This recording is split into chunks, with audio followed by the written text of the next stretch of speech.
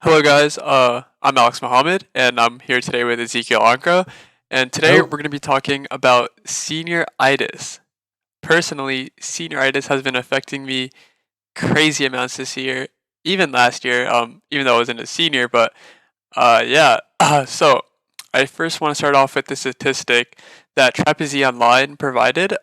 They say that 45% of students, when given a 5 point scale, gave themselves a 5 when they said that they have experienced senioritis very strongly. Zeke, what do you think about this? Like, what are your experiences with senioritis? I know you are a Yeah, senior. How do you relate with this? yeah, for sure. I'd say that actually I kind of have been like in the opposite direction. Maybe it's because I want to do well in college, but I've kind of been like preparing myself to be ready for that moment where like half your day is pretty much left to yourself, so you have to manage it properly. But I definitely say at the beginning of the year, like when it first started, I was like, oh, like all that matters is college, is like school is whatever initially. But then like as it went on, I was like, okay, like I need to get my grades up, like just to do that and make sure that I'm still appealing to these colleges. So Yeah, I yeah, think I think that's that's how like I a feel. great point you bring up. I feel like senioritis is kind of a weird concept. Like you might think that seniors who are trying to like appeal colleges, they might try to like actually do even better their senior year. So it's weird to kind of see this trend where seniors are actually declining in like academic performance, and I the correlation didn't really add up to me, so I thought that was pretty interesting.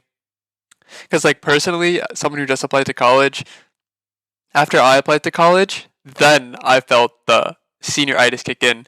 So I do see your point bringing up the whole college aspect to it. As for the like scale, I would, if I were to put myself on like a 1 to 5, I'd guess I say like a 3, because like there are certain classes that like are intentionally easy so you can focus on your harder classes, like the 1 semester electives. Like those are not hard, so I'll simply not try in them because you're not really like, it's built like you're not supposed to, and I'll just focus on other classes. So So, do you think that's that all I there have are to say on that. classes that kind of cater towards senioritis, like these half-year elective classes? For Like, I know. sure, I think it's intentional for sure. Yeah, and I can say personally, I've also done this.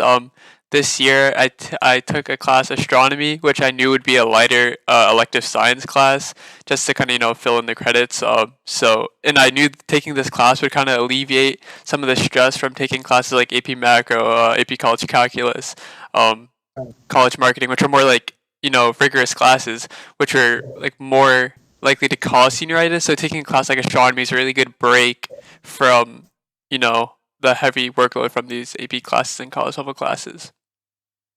So I have a question. So I want to go back into what we were saying before about the effect on college. So the NYU, a very notable college, they said that senioritis affects second semester seniors, right? So if we're talking about this affecting second semester seniors, how do you feel like senioritis affecting second semester seniors is going to affect these students who are going into college and like work habits and like them progressing after high school? I think once like a lot of people get their acceptance letters, they're gonna be like, okay, there's no way they're taking it back. So there's like they won't put their foot on. Okay, so like when you're driving a car, right, you put your foot on the gas pedal. They won't take their foot completely off, but they're gonna go like 10 miles slower because it's like there's no urgency. So they're just gonna chill. They're gonna be like, hey, I could lose like a few points. Like no need to stress over every grade. And I think that is like, especially after the first 2 semesters, like after midterms, everyone is chilling out of their mind. Because like this is like from what I've seen. So last year I took AP Calc AB, and half the class was seniors.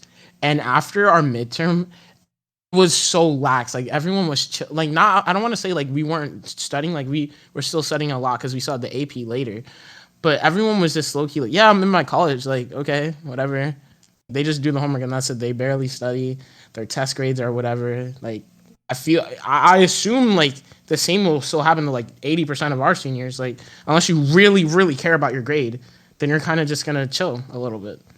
Yeah, I'm gonna say like I can relate with that totally. After I got accepted into college, I kind of like felt like I wasn't obligated to do work anywhere. I was kind of like, oh, I'm in college. Why do I got to do work? It like But I feel like that's a bad mindset to kind of have because like if you have that mindset, like some colleges they're still asking for the mid-year grades, so you might need to revert that. And also like you said for these AP classes, you can't just stop working because in May we're gonna have this Right. big AP exam, so you kind of gotta keep the same work ethic throughout the entire year.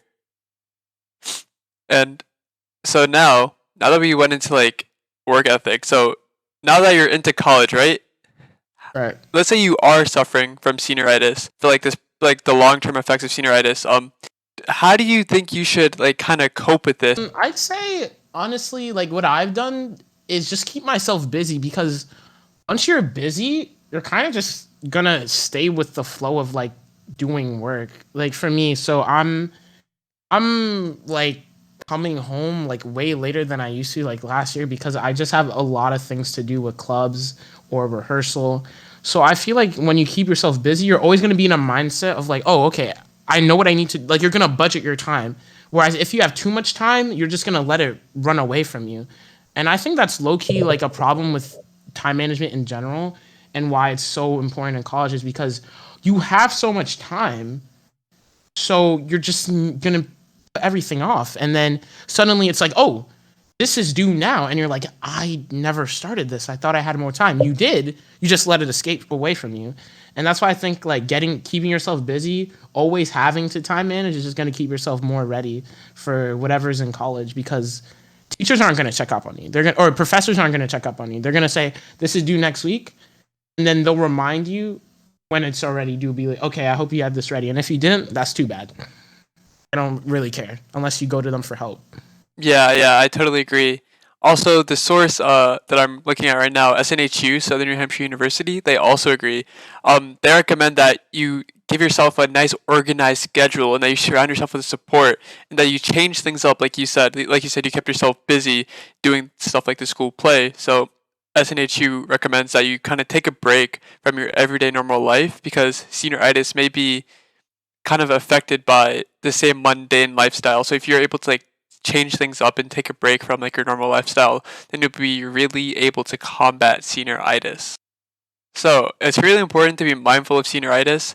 Like even if you're not a senior, like it can affect a lot of people. So I think it's really important to be mindful of senioritis and kind of just stay on track with your goals and be motivated. But yeah, that's all from me. Zeke, do you have anything to add before we end it off here? Uh, yeah, I just like to thank Alex for having me on, and I just want to make a quick note that this interview was sponsored by Alex Eateries, so make sure you indulge. It's great content and great food in like just the school. Like if you are in the school and you want good eats, go to Alex Eateries.